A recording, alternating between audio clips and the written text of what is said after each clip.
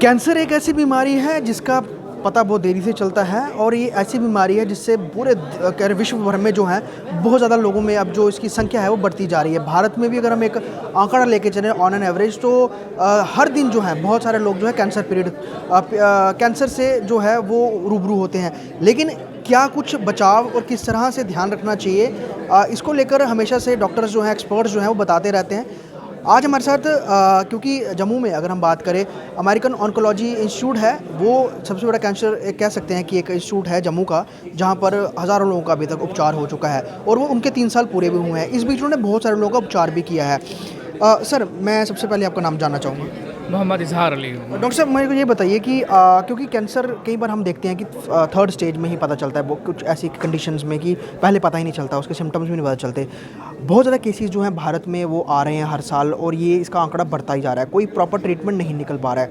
क्या समझते हैं आप कि किस तरह की प्रिकॉशंस लोगों को लेनी चाहिए, और जो देरी से पता चलता है तो लोग किस तरह से पहले ही अपना ऐसा कोई टेस्ट करवाएं ताकि उनको ये चीज़ मॉनिटर कर सकें कि उनको इस तरह की बीमारी कुछ जो है वो नहीं शुरू हुई है?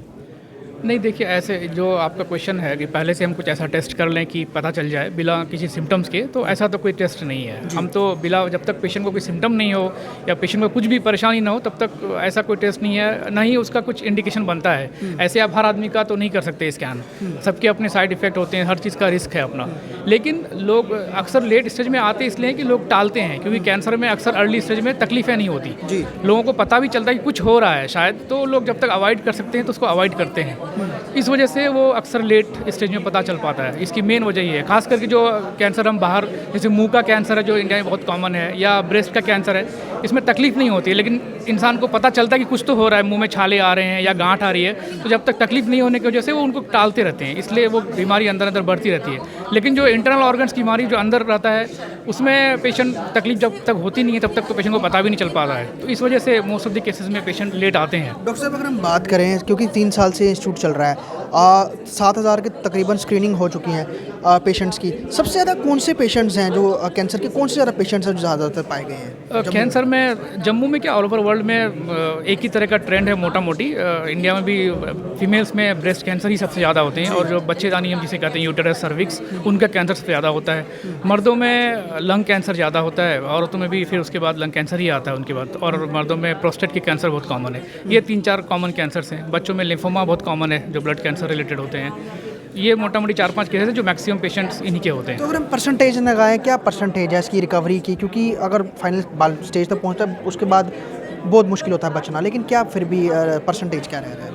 नहीं, ये सारा डिपेंड करता है कि किस स्टेज में पता चल रहा है। कुछ कैंसर जो बहुत अर्ली स्टेज में पता चल जाते हैं पेशेंट को, या पेशेंट को जैसे ही एहसास होता है वो आ जाते हैं हमारे पास, और स्टेज 1-2 के डिजीज होते हैं, तो मोस्टली पेशेंट क्योर हो जाते हैं, वो बिल्कुल ठीक हो जाते हैं। लेकिन लेट जितना स्टेज होगा तो पेशेंट के सर्वाइवल के चांस कम हो जाते हैं। ट्रीटमेंट है लेकिन सर्वाइवल के चांस कम हो जाते हैं। अगर स्टेज 4 का पेशेंट है तो कभी कभी वो 5 ईयर सर्वाइव नहीं कर पाते हैं, कुछ पेशेंट 10 ईयर्स भी खींच लेते हैं। लेकिन अर्ली स्टेज किसी भी मोटा मोटी 90% केसेस में अर्ली स्टेज जो कैंसर होते हैं ना, उसमें काफ़ी अच्छा ट्रीटमेंट अवेलेबल है। अगर हम बात करें जो यंग जनरेशन है, अगर उनको ये कैंसर प्रॉब्लम होती है तो वो ज़्यादा जल्दी से रिकवर कर सकते हैं एज अ कंपैरिजन टू अगर ज़्यादा एज की अगर हम बात करें? बिल्कुल, ये बात बिल्कुल सही है, क्योंकि कीमोथेरेपी जो मोस्टली है ना, इवन रेडियोथेरेपी भी, वो पेशेंट के फिटनेस पे बहुत डिपेंड करता है कि पेशेंट उसको एक्सेप्ट कर पा रहे हैं या नहीं कर पा रहे हैं। साइड इफेक्ट के चांसेस ओल्ड पेशेंट में ज़्यादा होते हैं, तो जो हेल्दी होते हैं पेशेंट्स, थोड़े यंग होते हैं, तो उनके लिए ट्रीटमेंट को सर्वाइव करना ज़्यादा आसान रहता है।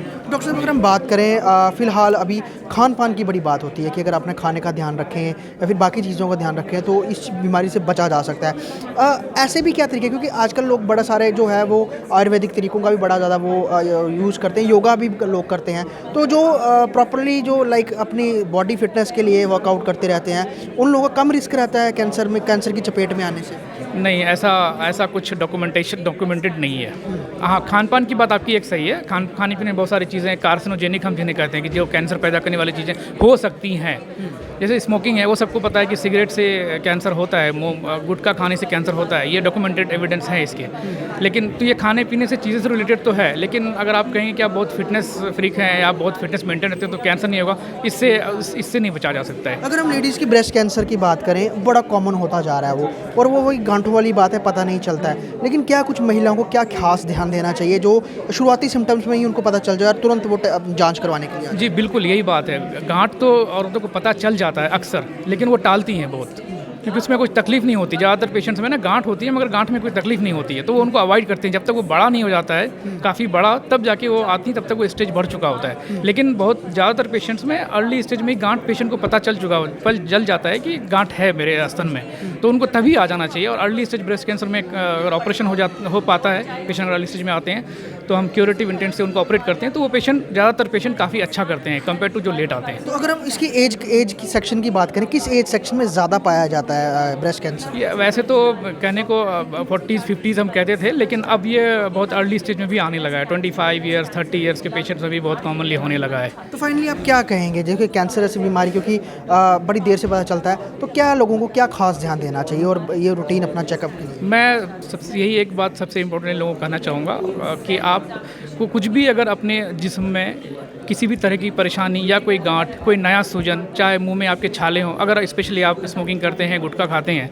और आपके मुंह में छोटा सा भी कोई छाला आया है जो ज़्यादा दिन जल्दी भर नहीं रहा है, धीरे धीरे वो बढ़ ही रहा है या उसमें जल्दी से वो भर नहीं रहा है, या औरतों में अगर स्तन में कोई भी छोटा मोटा भी गांठ आपको पता चल रहा है, तो आप फ़ौरन डॉक्टर से जाके मिलें और उसकी जांच करवाएं। वो कैंसर नहीं आता है, वेल एंड गुड। आता है तो आपका अर्ली स्टेज रहेगा, तो ट्रीटमेंट काफ़ी अच्छा हो पाएगा। धन्यवाद डॉक्टर साहब। तो डॉक्टर इजहार अली थे और ख़ास तौर पे जिस तरह से अमेरिकन ऑन्कोलॉजी इंस्टीट्यूट के 3 साल पूरे हुए हैं, तो इस मौके पर लोगों को अवेयर भी किया जा रहा है और क्या कुछ इंस्टीट्यूट ने पिछले 3 साल में किया वो भी बताया गया। लेकिन सबसे बड़ी बात, कैंसर का अगर किसी को भी कोई सिम्टम शुरुआत में ही पता लगता है तो तुरंत जांच करवाएं, ये बहुत ज़रूरी है, क्योंकि बहुत केसेस में देखा गया है कि बाद में जाके पता चलता है तब काफ़ी देर हो गई होती है। लेकिन आजकल के पूरे सिनारियों में जिस तरह से हमारा लाइफस्टाइल है, एक तो खान पान पे बहुत ध्यान रखना है, दूसरा समय पर अगर इंसान अपना जो टेस्ट है, बॉडी टेस्ट, वो करवाता रहे। अगर कहीं पे भी कुछ भी उनको दिक्कत होती है तो यकीनन वो डॉक्टर से ज़रूर कंसल्ट करें। लापरवाही जानलेवा साबित हो सकती है। जम्मू से ख्वाहिश पटियाला की रिपोर्ट।